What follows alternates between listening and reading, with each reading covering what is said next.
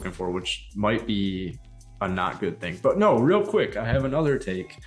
And this has been going on Twitter the last couple of games. The ESPN has done the worst job imaginable for like just promoting this as the NBA Finals. And I saw a tweet that summed it up perfectly, where it was like, if you had no knowledge of basketball or like of what's going on in basketball right now, and you watched last night's game, you would have no idea just looking at the screen that it was the NBA Finals. Like, obviously they have the trophy off a half court now, which never should have been done, but it doesn't even say NBA Finals. Like, it just says like Denver's up 1-0. It's not like game 2 NBA Finals, folks. Like, this is a big fucking deal. The Miami Heat are about to break history, or the Denver Nuggets are about to break history. Like, history is going to be made, and this is the NBA Finals. It just feels like a regular season game. Wow. Disgrace. It does. There's nothing about it. Watch it for next game. Hopefully they fix it. There's nothing. No, we'll keep an eye out for next game. Alrighty, so let's go ahead and do a quick mock draft. It is Monday. You hate the mocks? No, I love the storylines with mock drafts. Like, I'm sure Bilal Coulibaly is going to be higher in yours, but yeah, he is. I like being more specific. You know, like, I actually think Brandon Miller is going to be a Rocket now, because I mean, Almond Thompson in a Portland uniform look pretty fucking dope. We have Vic, Scoot Henderson, Brandon Miller being the top 3 picks, and then I have Cam Whitmore going 4 because he had the most NBA-ready body. And I think that if they don't trade the pick to Houston Rockets, Ime Udoka wants the most NBA-ready guy in terms of body. Cam Whitmore is almost 240 pounds with like a 40-plus inch vertical. So Cam Whitmore, if they keep the pick and this goes out, he fits perfectly in between Jalen Green, Jabari Smith, and Alperen Şengün as that wing, if they keep them, and James Harden. I don't like that discussion. So does Brandon Miller, and so does Almond Thompson. I don't think Cam Whitmore will be a Houston Rocket, but that, for some reason, he kind of reminds me of Benedict Mathurin, where it's like what you're saying. Like, he's going to come into the NBA and make an impact.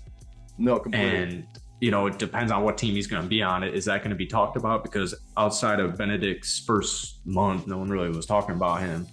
So I think it'll be Amen. So the next one I have is Almond Thompson going to the Pistons, because Henry, one of the sources scouts I met at the NBA Scouting Combine, said he talked to the Overtime Elite coach, and he said they believe Almond Thompson will be more successful in the NBA as a wing. Pistons need more wings. They already have 3 guards. Okay, so they draft Thompson, tell him, hey, buddy, you're the best pick available, and you're a wing for us. Then the Magic take his brother as a wing. And then the Pacers take Jarris Walker as a power forward for them. They need a power forward. And then Anthony Black, of course, to the Wizards. Taylor Hendricks to the Jazz.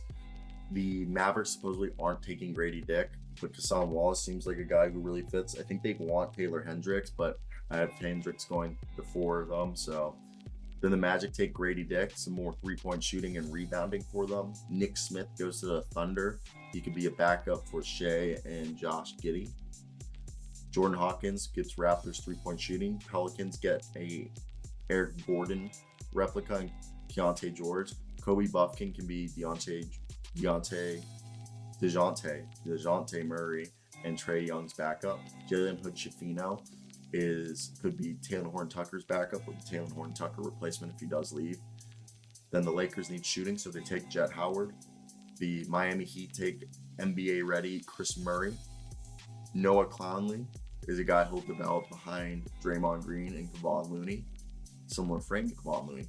Brees Sensabaugh is a guy who could give the Rockets shooting. Do you like that for the Rockets right there? A little wing right there for them to pair up with. Cool. They took Cam Whitmore, and then they take Brees. So Brees I see more probably as like a swing man who can play shooting guard, small forward, while Cam's more of like that Jason Tatum, small forward, power forward. We'll trade it, so it doesn't matter. But yeah, I would take it. So next I have because the Nets have back-to-back picks, I have them going with Ray and Rupert, who's a little bit more of a project. Then they get Colby Jones, who's more of like a Josh Hart, NBA ready guy. Then you get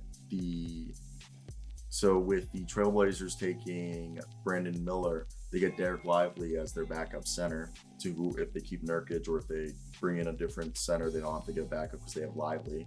Bilal Coulibaly, I have him going to like the Kings now because he could be an NBA ready guy who can help him off the bench. Wow, you've been at 24, man. Yeah. I have Derek Whitehead being the Dylan Brooks replacement and Zaire Williams replacement for the Grizzlies. Did you see Vic's tweet? Who, Bilal? Yeah. Top 10 talent. He's top 5, but people don't know that. Don't tell people that. I like him, and I wouldn't be surprised if he's the Jalen Williams of this draft class. But I do think there's still room for improvement, in my opinion, at least. Like I think he's just gonna be a bit raw. Like there's room. Like he's gonna take a little bit longer to make an impact. So I think unless there isn't a pure rebuilding team, maybe the Spurs trade back up to get Vic's boy. That would be cool. That would actually be very cool. Leonard Miller to the Pacers. He just slides because I just think he's very raw. Olivier Maximus Prosper, the Montreal man from Montreal, he flies up the draft, goes to the Hornets. Maxwell Lewis goes to the Jazz, gives him a 3-and-D guy. The Pacers take another project, Gregory Jackson, and the Clippers get their backup center in James Najee. Now let's fly through. The Pistons need more wings, even though they drafted Almond Thompson. They take Julian Phillips, Jaime Jaquez to the Pacers, Marcus Sasser to the Spurs, Ben Shepherd to the Hornets, Andre Jackson to the Celtics, Brandon Podazemski to the Magic, Tristan Vukovic to the Thunder, Jalen Wilson to the Kings, Sidi Sissoko to the Hornets, Fabian Smith as the Bones Highland replacement for the Nuggets, Keontae Johnson to the Hornets. They keep all their picks. Imani Bates, because their new general manager is from the Clippers. Clippers took Brandon Boston. They just seem like guys who like taking second-round picks who have high potential. Amari Bailey reminds me of the Gary Trent Jr. and Will Barton draft picks, so I could see the Blazers doing that. Bobby Klintman to the Spurs, Kobe Brown to the Grizzlies, Seth Lundy to the Hawks, Julian Strawther to the Lakers, Hunter Tyson to the Clippers, Tracy Jackson to the Cavaliers, Jordan Walsh to the Thunder, Jalen Clark to the Nets. Jordan Miller is like Torrey Craig 2.0 for the Suns. Then Adama Sanogo, if Naz Reid leaves, Adama Sanogo and Nathan Knight can be your backup centers. Chris Livingston and Amari Moore are kind of like, and even Jay-Z and Gortman are all like kind of like prospects, developmental picks. Ignore Schwebe and Flagler. Those picks are forfeited. And the last 2 picks are Isaiah Wong and Malcolm Casalone. Not bad, right?